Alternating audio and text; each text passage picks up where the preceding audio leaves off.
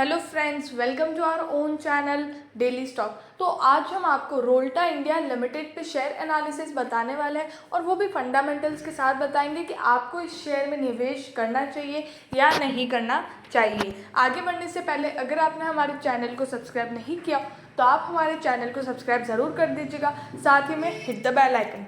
तो सबसे पहले आपको रोल्टा इंडिया लिमिटेड के बारे में बताते हैं। तो ये एक ऐसी कंपनी है जो यहीं पे काम करती है और साथ ही में जो दो डेटा होते हैं उनको मिक्स करके एक एक्यूरेट डेटा बनाने का ये काम करती है और उसी चीज़ में बहुत ही इन डेप्थ रोल्टा इंडिया काम करती है।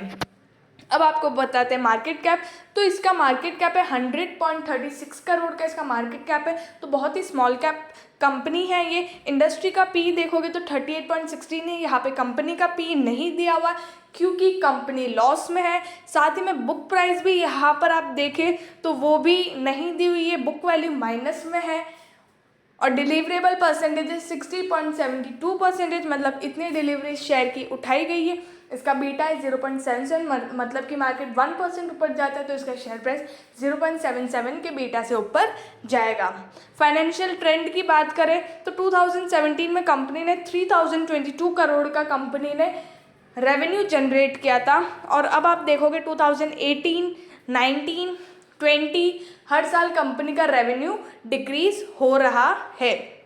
साथ ही में जो प्रॉफिट था कंपनी को वो लॉस में कन्वर्ट होके 2019 में कंपनी ने 3066 करोड़ का लॉस बुक किया था। 2020 में कंपनी ने यहाँ पर उससे तो कम लॉस बुक किया है लेकिन कंपनी लॉस में है, 910 करोड़ के लॉस में है कंपनी। अब आपको बता दें शेयर होल्डिंग पैटर्न। तो यहाँ पर प्रमोटर के पास है 2.31% का स्टेक। उसके बाद फॉरेन इंस्टीट्यूशन के पास 0.96% का स्टेक है। डीआईआई के पास भी थोड़ा सा स्टेक है जो यहाँ पर डेटा नहीं दिया हुआ है। और एट द एंड यहाँ पर पब्लिक के पास है बहुत सारा स्टेक, 89.27% स्टेक। और यहाँ पर इतना सारा स्टेक पब्लिक के पास क्यों है वो मैं आपको बताना चाहती हूँ। ये जो शेयर है जो आज 6 रुपये का है, ये ऑल टाइम हाई अगर आप देखो इस शेयर का तो 500 रुपये से भी ऊपर है। तो ये बात है। और अगर 1 ईयर हाई भी आप देखो या 5 ईयर हाई भी आप देखो तो वो मैं आपको एंड में बताऊंगी। लेकिन यहाँ पे एट द एंड यही चीज़ है कि लोग इस शेयर में फंसे हुए हैं, उस वजह से यहाँ पर इतना सारा जो स्टेक है वो पब्लिक के पास है, रिटेल इन्वेस्टर के पास है। तो जो शेयर होल्डिंग पैटर्न है वो कंपनी की बिल्कुल अच्छी नहीं है।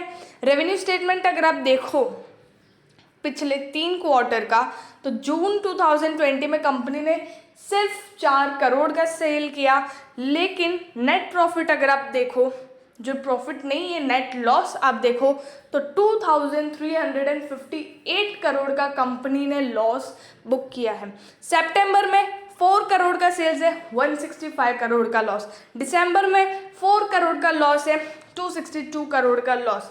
अब यहाँ पर कंपनी के एक्सपेंडिचर्स बहुत ही ज़्यादा है, ये आप बोल सकते हैं, क्योंकि कंपनी का काम ही ऐसा है, जो डेटा है उसको खरीदना, उसको मिक्स करना और लोगों को देना, लेकिन एट द एंड इनका काम नहीं चल पा रहा है।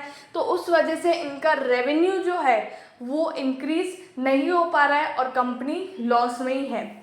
अब जब कंपनी का जो मेन काम है जो नहीं चल पा रहा है तो कंपनी का लॉस मैनेज फिक्स है, तो ऐसे शेयर में निवेश करना बहुत ही मुश्किल नहीं है, लेकिन नहीं करना चाहिए क्योंकि यहाँ पर कंपनी का फ्यूचर नहीं दिख रहा है और कंपनी डीग्रोथ दिख रही है।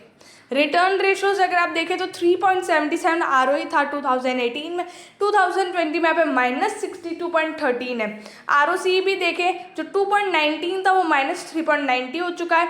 रिटर्न ऑन एसेट्स -36.25 से -7.50 हुआ है।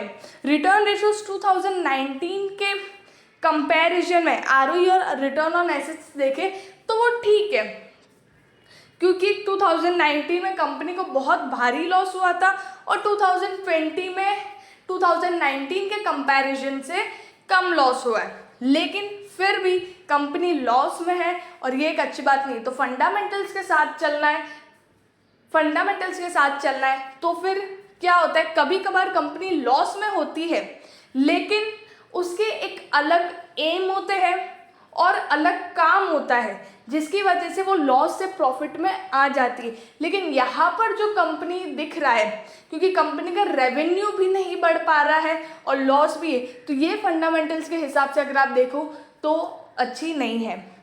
लेवरेज रेशो देखें तो हर साल कंपनी का डेट बढ़ रहा है, ये भी अच्छी बात नहीं है। इंटरेस्ट कवरेज रेशो माइनस में है, मतलब इंटरेस्ट पे करने की कैपेबिलिटी कंपनी की नहीं है।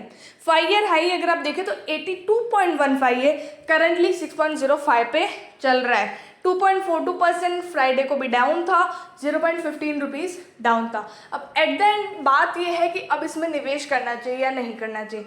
जैसे कि बहुत ये जो कंपनी है यहाँ पर बहुत सारे लोग हैं जो ऑलरेडी अटके हुए हैं, तो अब उन्हें क्या करना चाहिए, अगर जब ये कंपनी बहुत ही ज़्यादा नीचे गिर जाए, लाइक 1 रुपये तक आ जाए, और तब आप एवरेज करने के बाद आपकी प्राइस देखिए, अगर उस टाइम बहुत ही कम आ रही हो, सपोज 3 से 4 रुपये आ रही हो, तो आप एवरेज करके अपने पैसे को निकालने का सोच सकते हो। अगर आपका एवरेज भी 50 to 60 आ रहा हो तो कोई मतलब नहीं है और पैसा इस शेयर में डालने का। और जो लोग जिन्होंने इस शेयर में बिल्कुल पैसा नहीं डाला है, तो अगर आपको ऐसा है कि यार ये सिर्फ 6 रुपये का है और 82 रुपीज़ का हाई और ये 500 से भी ऊपर गया, तो कभी भी हो सकता है कंपनी चलने लग गया और फिर से ऊपर जा सकता है। तो ये स्टॉक मार्केट ऐसा हो भी सकता है, लेकिन आप उतना ही पैसा डालें जितना आप रिस्क पे लगा सकते हो। अगर आप 1000 रुपये रिस्क पे लगा सकते हो तो ही आप इसमें पैसा डालें, वरना ऐसे शेयर में पैसा डालने का कोई मतलब नहीं है। अगर आप एथिक्स के साथ चले तो इस शेयर में पैसा मत डालिए। अगर आपको वीडियो अच्छा लगा तो please like and share and subscribe our channel. Thank you.